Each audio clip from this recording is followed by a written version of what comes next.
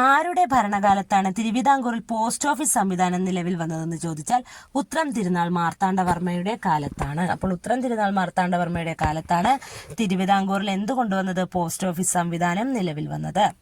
കേരളത്തിലെ ആദ്യത്തെ post office, അതുപോലെ തന്നെ ആദ്യത്തെ കയർ ഫാക്ടറി എന്നിവ സ്ഥാപിതമായ ജില്ലയാണ് ആലപ്പുഴ ജില്ല.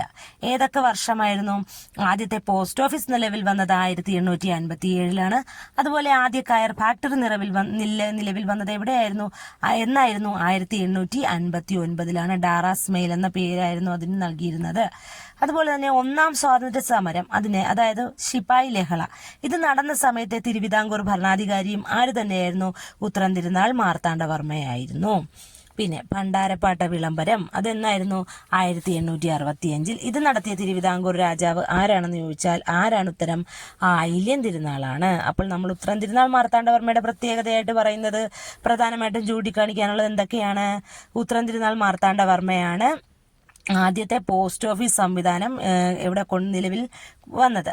ഉത്രം തിരുനാൾ മാർത്താണ്ഡവർമ്മയുടെ കാലത്താണ് തിരുവിതാംകൂറിൽ പോസ്റ്റ് ഓഫീസ് സംവിധാനം നിലവിൽ വന്നത്. അതുപോലെ തന്നെ കേരളത്തിലെ ആദ്യത്തെ പോസ്റ്റ് ഓഫീസ്, ആദ്യ കയർ ഫാക്ടറി എന്നിവ സ്ഥാപിതമായതും എവിടെയാണ്? ആലപ്പുഴയിലാണെന്നാണ് പറയുന്നത്. ഒന്നാം സ്വാതന്ത്ര്യ സമരം നടന്ന സമയത്തെ തിരുവിതാംകൂർ ഭരണാധികാരിയും ആരായിരുന്നു? ഉത്രം തിരുനാൾ മാർത്താണ്ഡവർമ്മയായിരുന്നു. ഇനി അടുത്തതായിട്ട് നമ്മൾ പഠിക്കാൻ പോകുന്നത് ആയില്യം തിരുനാളിനെ കുറിച്ചാണ്. ഭണ്ഡാരപ്പാട്ട വിളംബരം നടത്തിയ തിരുവിതാംകൂർ രാജാവാണ് ആയില്യം തിരുനാൾ. അത് നടത്തിയ വർഷം 1865 ആയില്യം തിരുനാളിന്റെ ഭരണകാലഘട്ടം 1860 മുതൽ 1880 വരെയാണ്.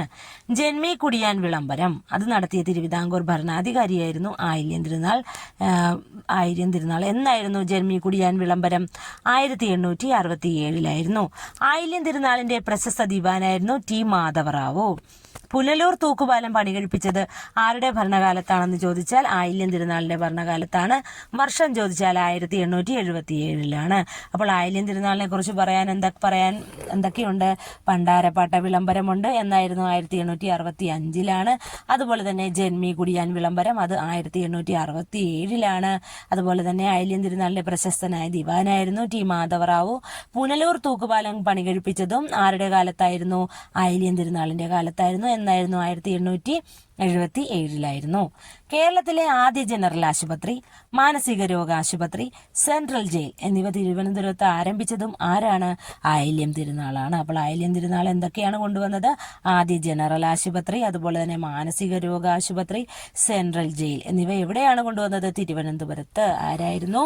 ആയില്യം തിരുനാൾ.